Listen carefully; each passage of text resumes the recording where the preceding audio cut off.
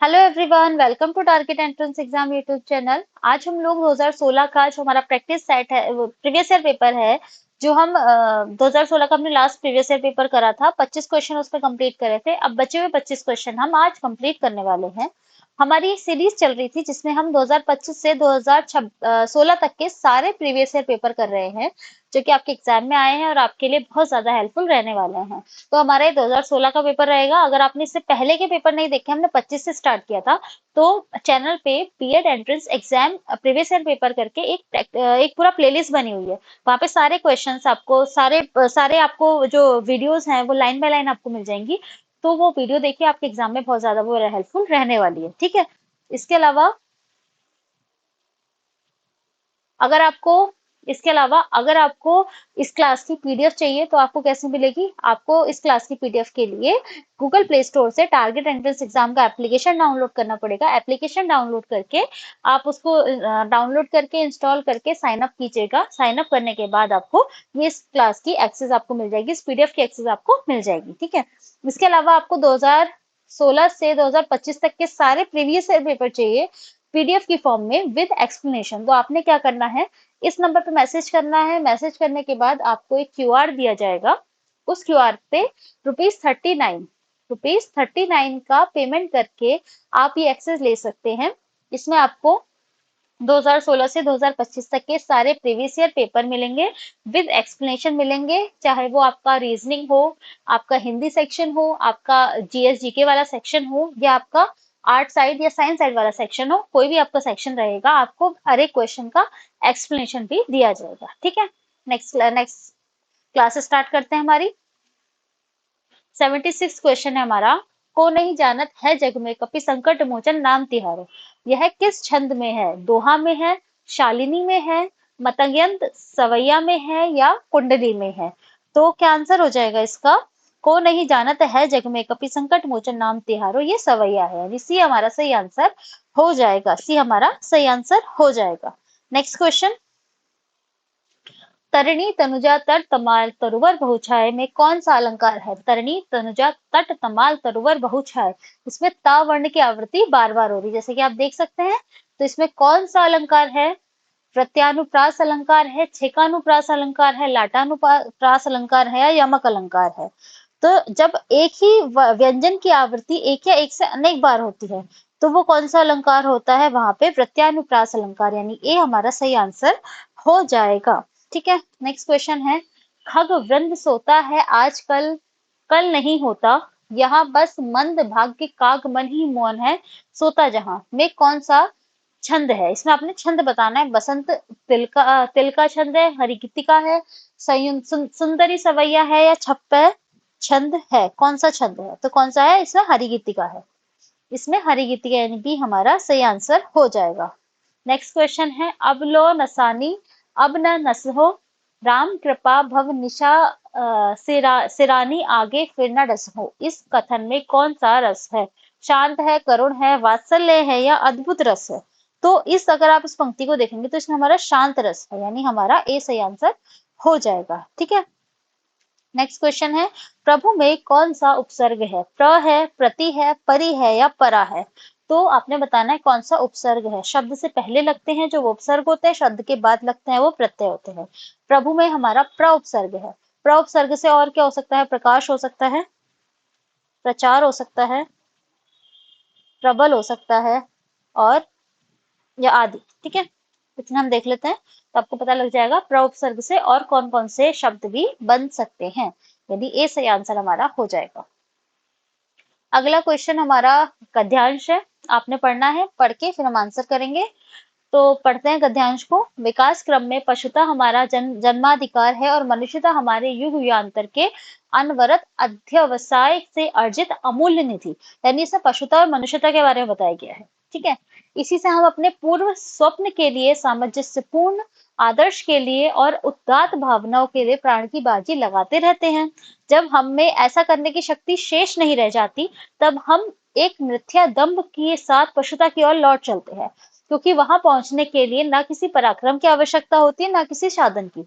हम अपने शरीर को निश्चेष्ट छोड़कर हिमालय के शिखर से पाताल की गहराई तक सहज ही लुढ़कते चले आ सकते हैं, परंतु उस ऊंचाई के सहस्त्र अंशों में से एक तक पहुंचने में हमारे पांव कांपने लगेंगे, सांस फूल उठेगी और आंखों के सामने अंधेरा छा जाएगा। थोड़ा टफ लैंग्वेज है इसकी, थोड़ा टफ, थोड़ी भाषा जो है उसकी कठिन है, लेकिन हम फिर भी क्वेश्चन पढ़ के देखते हैं, क्या पता हमें आंसर मिल जाए। ठीक है, सबसे पहले पहला ही क्वेश्चन है हमारा, अवतरण का उपयुक्त शीर्षक होगा। मतलब इसका उपयुक्त शीर्षक क्या हो सकता है, इस पूरे जितना भी आपने लिखा हुआ है पैराग्राफ, इसका शीर्षक बताना है। मानव जीवन का लक्ष्य, पशुता बनाम मनुष्यता, मनुष्यता की प्राप्ति और मनुष्य का जन्मसिद्ध अधिकार। तो हमने अभी पढ़ा था इसमें पशुता और मनुष्यता के बारे में, यानी बी हमारा सही आंसर इसका हो जाएगा। नेक्स्ट क्वेश्चन पे आते हैं। नेक्स्ट क्वेश्चन है हमारा, जब मनुष्य पशुता की ओर कब लौट पड़ता है? जब वह मनुष्यता का आदर्श भूल जाता है, जब वह मिथ्या दंभ से भर जाता है, जब वह जीवन में सामंजस्य की स्थापना के लिए प्रयास बंद कर देता है, या जब वह स्वप्न देखना बंद कर देता है। मनुष्य पशुता की ओर कब लौटता है? तो देखो हमने यहाँ पीछे पढ़ा था कि जब हमें ऐसा करने की शक्ति शेष रह जाती, तब हम मिथ्या दंभ के साथ पशुता की ओर लौट चल पड़ते हैं। ठीक है, तो क्या आंसर हो जाएगा? जब वह मिथ्या दंभ से भर जाता है, जब वह मिथ्या दंभ से भर जाता है तब वह पशुता की ओर लौट पड़ता है, यानी हमारा पी सही आंसर इसका हो जाएगा। नेक्स्ट क्वेश्चन है, पूरे अवतरण का सारांश क्या है? कि मनुष्यता मनुष्य में सतत साधन की प्रतीक है, मनुष्यता पशुता से बढ़कर है, मनुष्य को चाहिए कि पशुता को पीछे छोड़ मनुष्यता के लिए प्रयत्नशील हो, तब पतन की ओर जाना उन्नति की ओर जाने से आसान है। क्या आंसर हो जाएगा इसका? पूरे अवतरण का आपने सारांश बताना है। तो इसमें आपसे बताया था कि मनुष्यता और पशुता के बीच बताया गया था कि मनुष्यता पशुता से बढ़कर है। ठीक है, क्योंकि उसने बताया था कि पशुता से थोड़ा सा सुख तो मिल सकता है, लेकिन वो स्थायी नहीं हो सकता। ठीक है, असली सुख आपको मनुष्यता में ही प्राप्त होगा। तो हमारे मनुष्यता पशुता से बढ़कर है, यानी बी हमारा सही आंसर हो जाएगा। नेक्स्ट क्वेश्चन है, मनुष्यता हमारे युग युगांतर के अनवरत अध्यवसाय से अर्जित अमूल्य निधि है। इसका क्या अर्थ है? युग युगांतर की साधना से मनुष्य पशुता से ऊपर उठकर मनुष्यता के गुण प्राप्त कर सका है। मनुष्यता मनुष्य की अमूल्य निधि है। जन्म से पशु और मनुष्य में कोई अंतर नहीं है। यह विकास क्रम का नतीजा है कि हम पशु से मनुष्य बन गए हैं। तो क्या आंसर हो जाएगा? इसका अर्थ है पूरा जो इसका, मनुष्यता हमारे युग युगांतर के अनवरत अध्यावसाय से अर्जित अमूल्य निधि है। मतलब है कि युग युगांतर की साधना से मनुष्य पशुता से ऊपर उठकर मनुष्यता के गुण प्राप्त कर सका है, यानी ए इसका सही आंसर हमारा हो जाएगा। नेक्स्ट क्वेश्चन है, उसे धीरे धीरे लिखने की आदत है, रेखांकित शब्द बताइए। जो धीरे धीरे है वो क्या है? वो क्रिया विशेषण है, क्रिया है, सर्वनाम है या संज्ञा है? तो ये क्या है? ये हमारा एक क्रिया विशेषण है। क्यों? क्योंकि जो लिखना है ना, लिखना जो है ये हमारी क्रिया हो जाएगी। ठीक है, और ये क्रिया की विशेषता बता रहा है, तो ये हमारा क्या हो जाएगा? धीरे धीरे शब्द हो जाएगा क्रिया विशेषण। ठीक है, क्या हो जाएगा? क्रिया विशेषण, यानी ए सही आंसर हमारा हो जाएगा। नेक्स्ट क्वेश्चन, निम्न में से सही वर्तनी छाटिए। वर्तनी बतानी है आपने। आशीर्वाद होता है, आशीर्वाद होता है, आशीर्वाद होता है या आशीर्वाद होता है, क्या होता है? तो क्या आंसर हो जाएगा? जो वर्तनी शुद्ध बतानी है वो आशीर्वाद होती है, यानी डी हमारा सही आंसर हो जाएगा। नेक्स्ट क्वेश्चन हमारा, संस्कृति किस तरीके से लिखा जाता है या उसकी वर्तनी कैसी शुद्ध है? ए, बी, सी या डी? तो क्या हो जाएगा? बी सही आंसर हो जाएगा। ठीक है, नेक्स्ट क्वेश्चन है, जिजीविषा। ये बहुत आता है आपके एग्जाम में, बहुत बार पूछा गया है। किस तरीके से लिखा जाता है? जिजीविषा किस तरीके से?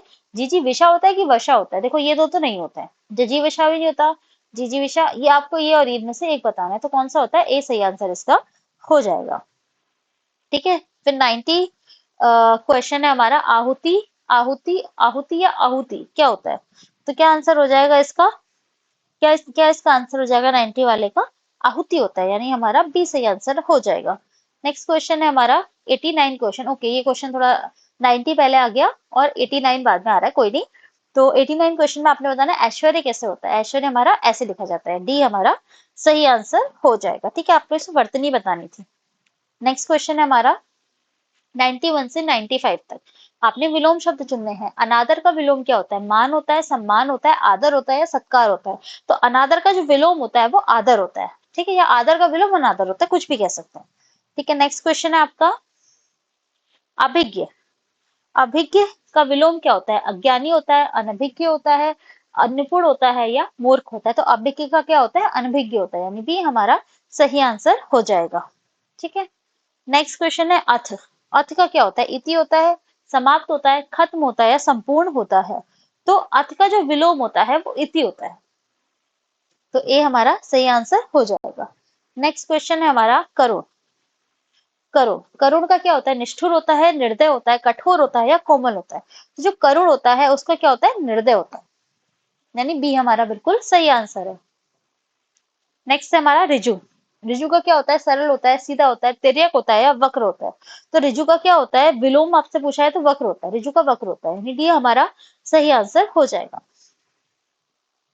ठीक है, 96 से 100 तक के क्वेश्चन में आपने क्या बताना है? प्रश्न में शब्द के 4 विकल्प दिए हैं, जिनमें से 3 पर्यायवाची और एक भिन्न है। भिन्न शब्द आपने बताना है, ठीक है, मतलब 3 पर्यायवाची, एक भिन्न भिन्न आपने बताना है। आंधी का क्या होगा? अधड़, बवंडर, भयंकर या तूफान? तो अंधड़, बवंडर, तूफान, ये तीनों के तीनों आपके आंधी के पर्यायवाची हैं। अब भयंकर हो जाएगा अलग, तो भयंकर आंधी का पर्यायवाची नहीं है, इसलिए सही आंसर हो जाएगा भयंकर। ठीक है, नेक्स्ट क्वेश्चन है तरु। तरु का क्या होगा? विटप, तड़ाक, पादप या धूम्र? तो आप समझोगे विटप, पादप और धूम्र, ये तीनों तरु के पर्यायवाची हैं। और तड़ाक जो होता है, तड़ाक का जो आशय होता है वो तालाब से होता है। तड़ाक का जो आशय होता है वो तालाब से होता है। ठीक है, तालाब से होता है, तो क्या आंसर हो जाएगा? बी सही आंसर हो जाएगा। नेक्स्ट क्वेश्चन है 98 कुबेर। कुबेर असमय, धनद, धनाधीप या धनेश्वर? तो इसमें से आपने बताना है कि कौन सा शब्द अलग है। तो ये तो समझ में आ रहा है, धनद, धनाधीप या धनेश्वर, ये सब कुबेर के पर्यायवाची है। असमय जो है वो कुबेर का पर्यायवाची नहीं है, तो गलत, अलग क्या हो जाएगा इसमें से? असमय हो जाएगा। ऊंचा, ऊंचा का उत्तुंग होगा, उच्च होगा, शीर्षस्थ होगा, शीर्षस्थ होगा या विशाल होगा? तो क्या होगा? क्या आंसर हो जाएगा इसका? विशाल इसका सही आंसर हो जाएगा, क्योंकि उत्तुंग, उच्च और हमारा शीर्षस्थ, ये हमारा ऊंचा के जो समानार्थी शब्द हैं वो है, विशाल जो है वो अलग हो जाता है। उदधि, उदधि आपने बताना है उसका क्या होगा? निरधि होगा, पयोधि होगा, वारिज होगा या जलधि होगा? तो आप देखोगे निरधि, पयोधि और जलधि, ये तीनों के तीनों हमारे समुद्र के पर्याय हैं। कौन कौन से? निरधि, पयोधि और जलधि, ये हमारे समुद्र के पर्यायवाची हैं। लेकिन अगर हम वारिज की बात करेंगे तो वारिज है कमल का पर्यायवाची।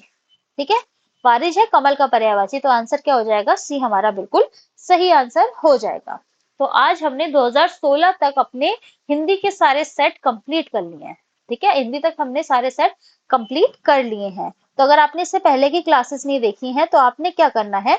आपने टारगेट एंट्रेंस एग्जाम का जो आपका यूट्यूब चैनल है, आपने वहां पे प्लेलिस्ट सेक्शन पे जाके B Ed entrance exam previous year paper करके एक पूरी प्लेलिस्ट होगी, वो आपने देखनी है। सारे प्रीवियस ईयर पेपर आपको लाइन बाय लाइन वहां पे मिल जाएंगे। हमने 2025 से प्रीवियस ईयर पेपर करवाने स्टार्ट करे थे और 2016 तक हमने कंप्लीट कर लिए हैं। ठीक है, इसके अलावा अगर आपको 2016 से 2025 तक के सारे प्रीवियस ईयर पेपर चाहिए हिंदी मीडियम में पीडीएफ की फॉर्म में, ठीक है, विद एक्सप्लेनेशन आपको मिलेंगे, विद एक्सप्लेनेशन आपको मिलेंगे, तो आपने उसके लिए क्या करना है?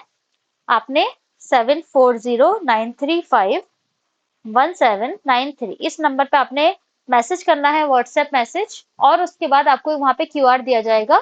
उस क्यूआर पे ₹39 का पेमेंट करके आप 10 साल के सारे previous year paper with explanation वहां पे आप उसको एक्सेस कर सकते हैं। ठीक है, तो फिर मिलेंगे एक अगली नई क्लास के साथ। Thank you so much.